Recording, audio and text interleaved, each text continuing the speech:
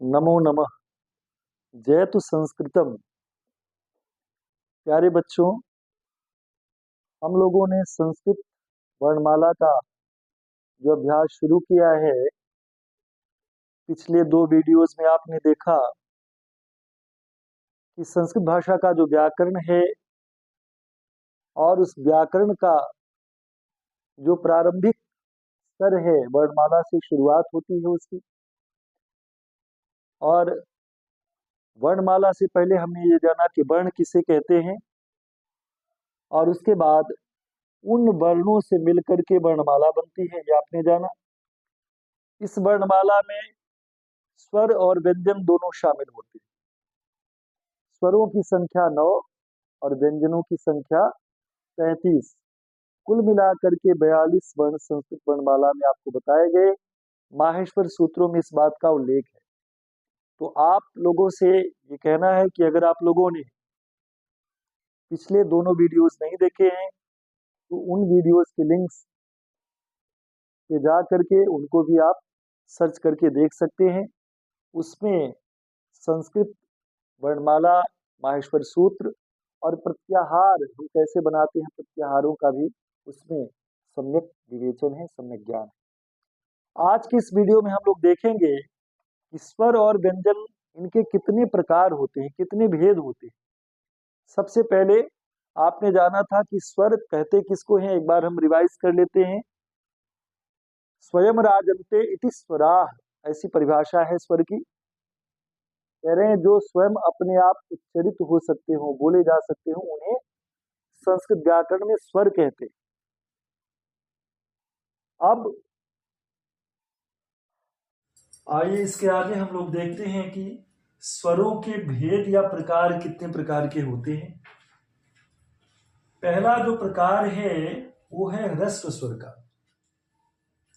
ह्रस्व को हम लघु स्वर भी कहते हैं। ह्रस्व का अर्थ होता है लघु या छोटा।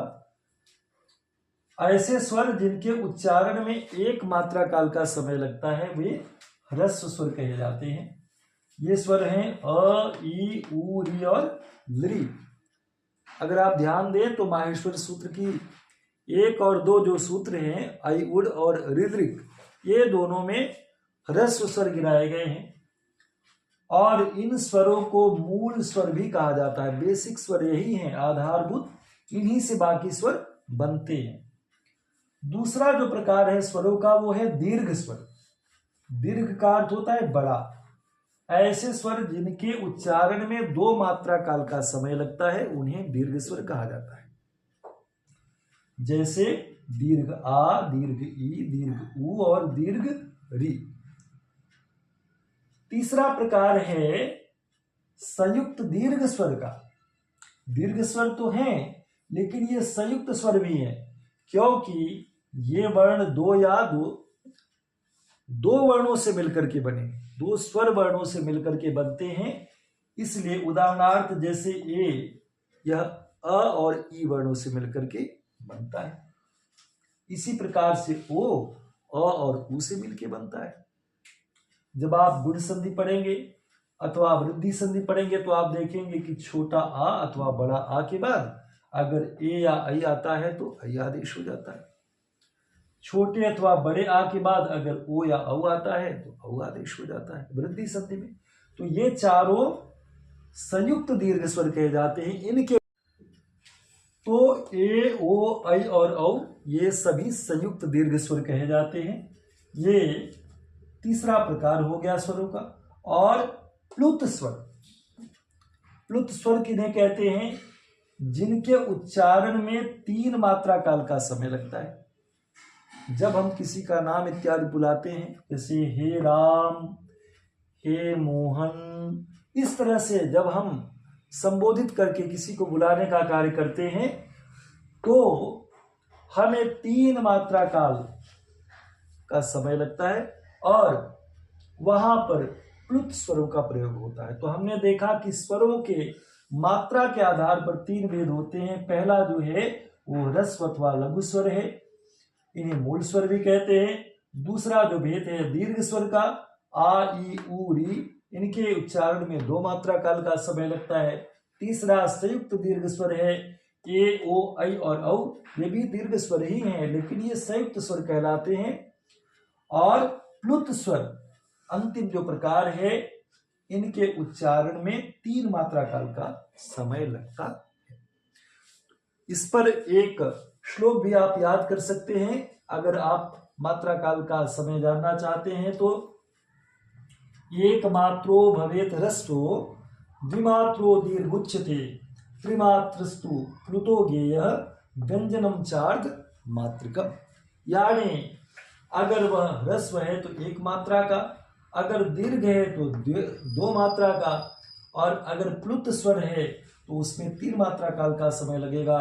लेकिन अगर वह व्यंजन वर्ण है तो उसमें आधी मात्रा होती है। व्यंजन सदैव अर्धमात्रिक होते हैं। स्वरों के बाद आइए हम व्यंजनों के भेद या प्रकार देखते हैं। जिस प्रकार से हमने मात्रा के आधार पर व्यंजनों और स्वरों की पहचान की थी, उसी प्रकार से व्यंजनों के भी भेद या प्रकार बताए गए हैं। मुख्यतः 3 भेद। पहला जो प्रकार है वो स्पर्श व्यंजन का है। 33 व्यंजन वर्णों को 3 प्रकारों में बांटा गया है। स्पर्श व्यंजन कहते क से लेकर के म तक स्पर्श व्यंजन कहे जाते हैं। एक सूत्र है कादयोहमावसानः स्पर्शाः, यानी जिसके आदि में क हो और जिसका अंतिम वर्ण म हो। क से लेके म तक क ख ग घ अंगा छ छ ज झ ञ ट ठ ड ढ ण त थ द ध न और प फ ब भ म, ये 25 वर्ण जो हैं स्पर्श व्यंजन कहे जाते हैं। फिर दूसरा जो प्रकार है वो अंतस्थ व्यंजनों का है। इनकी संख्या 4 होती है। इनके लिए भी सूत्र है यड़ो अंतस्थाः। यड़ो अंतस्थाः का अर्थ हो गया यड़ प्रत्याहार में आने वाले सभी 4 वर्ण, अर्थात य, व, र, ल। ये 4 वर्ण जो हैं यड़ प्रत्याहार में आते हैं और अंतस्थ व्यंजन कहे जाते हैं। क्यों कहे जाते हैं ये हम आगे चल करके देखेंगे। फिलहाल तीसरा जो विभाजन है ऊष्म व्यंजनों का। ऐसे व्यंजन वर्ण जिनके उच्चारण में हमें अधिक श्वास की आवश्यकता पड़ती है वो ऊष्म व्यंजन कहे जाते हैं। इनकी संख्या भी 4 बताई गई है, श, श, स और ह। और इनके लिए शल प्रत्याहार नियत किया गया है। शलो ऊष्मारः ऐसा सूत्र है, यानी शल प्रत्याहार में आने वाले 4 जो व्यंजन वर्ण हैं श, श, स और ह, ये सभी ऊष्म व्यंजन हैं। तो आज हम लोगों ने जाना कि स्वर और व्यंजनों के जो प्रमुख भेद हैं वो कौन कौन से हैं। इनको आप लोग अच्छी तरह से देखिएगा और इसके विषय में और जो आपकी जिज्ञासा हो आप पूछ सकते हैं। बस।